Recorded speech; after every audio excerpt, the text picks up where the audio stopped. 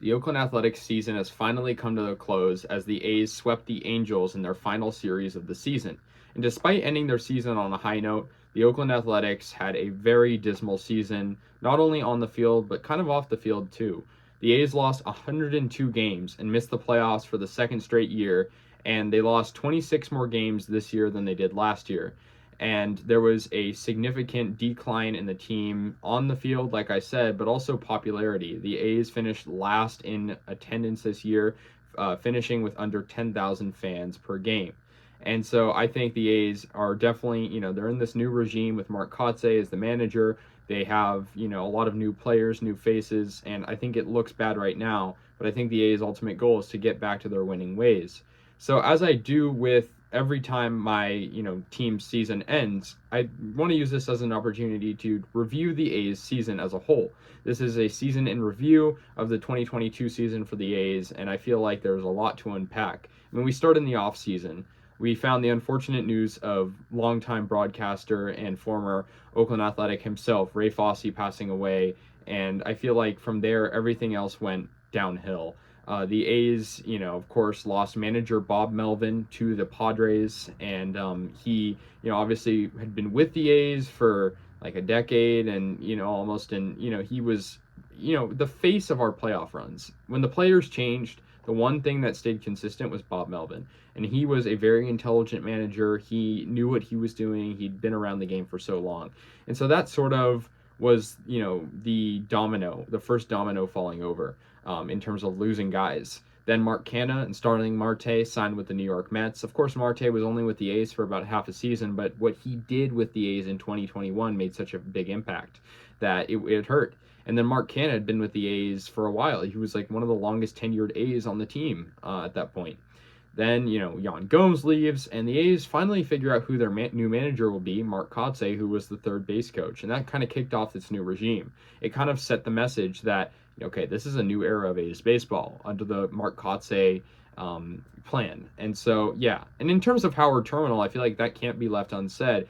I feel like, I think you could interpret this differently, but I feel like Howard Terminal this season wasn't as part of the team as it was last year. And what I mean by that is when the Las Vegas talks came out last year, the A's were in the middle of trying to make a wild card push. This was in May, and it affected the team play. I feel like this year, yeah, it was a big part of it. We got the EIR certified. There was a lot of things that happened, but I feel like it didn't probably work its way into the team as much as it maybe did last year. I think the attendance definitely did, but yeah. So then we go into this big MLB lockout. And finally, we come off the lockout, and Chris Bassitt, Matt Olson, and Matt Chapman are traded to three different teams. Of course, Bassitt to the Mets, Chapman to the Jays, and Olson to the Braves. The A's, do get Stephen Vogt back, and of course, he played pretty well for his final season as an MLB player. And I can't say how much I appreciate how, Stephen Vogt in general, how much of part of the team he's been. His first hit as an Oakland A was a home run. His final hit as an Oakland A was a home run. And so to see him come back, it was not only nostalgic, but it was also pretty cool. A team full of young prospects, getting this older catcher that has a lot of experience was really cool. And I forgot to mention, the guys the A's acquired for Olson, Chapman, and Bassitt, they definitely made an impact this year. You can throw out names like Shea Langoliers, who was acquired in the Olson trade. In terms of Chapman, maybe not as much, but you did have Kevin Smith, who's hitting really good in the minors right now. You have Kirby Snead, who has his moments. Then, for the Bassitt trade, there's Adam Oller, who obviously struggled pretty severely this year, but he did have a couple of good moments as well. Good starts. So I think with the A's, it sort of reminds me of like 5 years ago when they were rebuilding past that era of making the playoffs. It was, yeah, we're getting guys that might not seem super impactful right now, but these guys are going to be part of the next regime of great A's teams. And, it's impossible to predict, but yeah, that's the way it is. The A's also traded Sean Manaea to the Padres for prospects, and one of those included Adrian Martinez, who has looked pretty good in some moments too. So, yeah.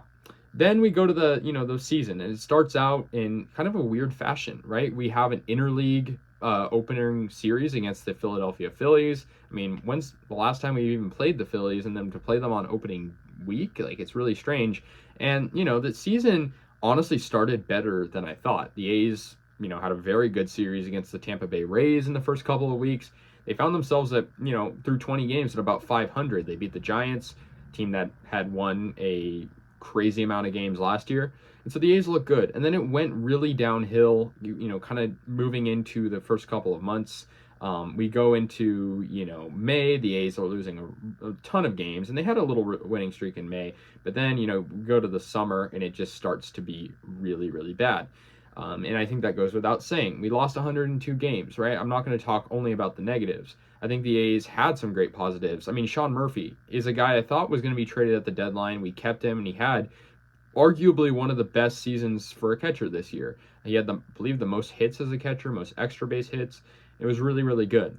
But yeah, the A's also made a pretty big trade that didn't really seem too impactful at the time, but they traded Christian Bethancourt, a guy who had really not really played baseball in a couple of years, and they traded him and got Cal Stevenson, and they got J.P. Sears as well eventually, and there was Ken Waldachuk who came around, and we go to the trade deadline, and Frankie Montas was one of the biggest names in the trade deadline, and yeah, I think trading him, that probably hurt our wins and losses a little bit because Frankie Montas was a great pitcher, but he wasn't going to stay in Oakland forever. The A's it was a smart trade. I mean, getting Ken Waldachuk, a guy who has a lot of potential. You have, other guys in that trade that are going to make an impact. J.P. Sears, I mentioned him already. But yeah, before that too, Paul Blackburn represented the A's in the All-Star game, and that was pretty cool. Unfortunately, he would suffer an injury and not really play super good in the second half of the season. But then we go to the end of the season where the A's cut two fan favorites, Jed Lowry and Steven Piscotty. And then not so fan favorite, but also a big part of the team, Elvis Andrus got cut as well. So the A's really made it clear, we are not, we are forcing ourselves to be a young team. We want to be a younger team. They called up Shea Langoliers almost simultaneously and promoted Ken Waldachuk. And so that's kind of a debrief of the entire season. Now, in terms of my thoughts, I think, yeah, the A's are sort of repeating what they did, about 5 years ago, but, to a greater degree. They, originally were getting prospects and kind of getting rid of those veterans and trading them, but I think now it's a complete teardown of the roster. I'm not saying it's necessarily a good or bad thing that we have a lot of prospects. I think I'd much rather have, of course, Matt Olson and Chapman and all those guys still on our team. But I think what the problem is, John Fisher's not going to be giving money to the front office, and we have to deal with what we have. Some guys I was really impressed with this year, and yeah, you might be able to say, okay, well, their batting averages don't really say that or whatever, but they were still very impactful in my opinion. In terms of the younger guys, were Nick Allen, Jonah Bride, all the guys that were basically new faces to start this season. Shea Langoliers, Dermis Garcia, who's only 24 years old. Even Cal Stevenson, I know he didn't have a great, run with us when he was in the big leagues, but still, Jordan Diaz, Connor Capel. I mean, these are some guys that we even signed later in the season. Ernie Clement.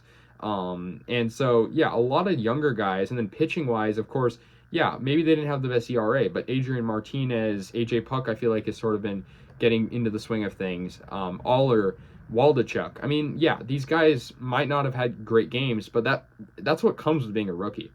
And so, yeah, then we had more like veteran guys that were, had been with the team for a little bit. Of course, we had Frankie Montas, who started the year pretty well.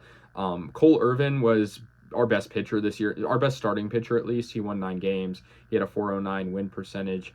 Our best reliever, our relief pitching was not very good, but I think, in terms of ERA, probably, I guess Sam Moeller, a guy like that, I think that was more of our weaker suits, but maybe Tyler Sear, he didn't really pitch much, but yeah, I mean, the A's definitely, they made noise with certain players, and I think Tony Kemp was a big guy, especially towards the end of the year where the A's would be winning these one-run games, he would be a big part of that. Another guy also acquired in the Chapman trade, Zach Jackson. I mean, there was just guys that we made use of that maybe wouldn't be able to be super useful with other teams. Maybe they wouldn't be starting. So yeah, what do I think for next year? I think that the A's are still going to be probably towards the bottom of the standings. I don't think we're going to have maybe as bad of a record as we do now. Maybe we will. Maybe we'll even have a worse record. Who knows? But I think, we're tied with 2 other teams for the best odds for the number 1 pick. That's obviously not going to change anything right away, but we do have a wave of prospects. Kevin Smith, Soderstrom, Denzel Clark, a lot of guys in our, minor leagues that we'll be able to experiment with more. I feel like with the A's this year, yeah, they did experiment with a lot of minor leaguers, but it was really more towards the end of the year when we already kind of got rid of the veteran players. Like Langoliers came up sort of towards the end of the year when Andrus and all those guys were cut. So, yeah, I just want to say, it's been 162 games. I appreciate every one of you watching and, being active on the channel. It means a lot, definitely, especially how long this season is. It's not easy to pay attention to every game. I, recapped every single game that I could. There were 7 games where I was in Europe and I couldn't, A, watch the games, or B, upload because of internet, but I did catch up when that span was over. It was only a week, and so, in conclusion, I did recap all 162 games. 155 of them were individual recaps, and then, of course, 7 were one video. So I just want to say thank you. I mean, it was not an easy year for A's fans. It was not an easy year for baseball fans coming out of a lockout, right? And the A's are going to watch the playoffs from home, and that's how it's going to be, for the second year in a row. But I think we can still appreciate that, the A's environment, going to games. If you can't go to games, like the community online, it's there. It's a big community, and although the attendance was under 10,000 fans per game this year, which was the lowest in Major League Baseball, we still have a community. And if we can get this, Howard Terminal Ballpark approved pretty soon, I know there's going to be a lot of talks about it on the off season, then, I think I can feel a lot better, even if we have a depleted roster. So, yeah, guys, I just want to say thank you once again. This is the last time I'll probably be talking about the A's for a little while, just given that there's probably not going to be much happening. But let me know your guys' thoughts on this season, on any aspects of what happened during this season, or any games, moments, or players, or headlines. I will see you guys later, and yeah, go A's.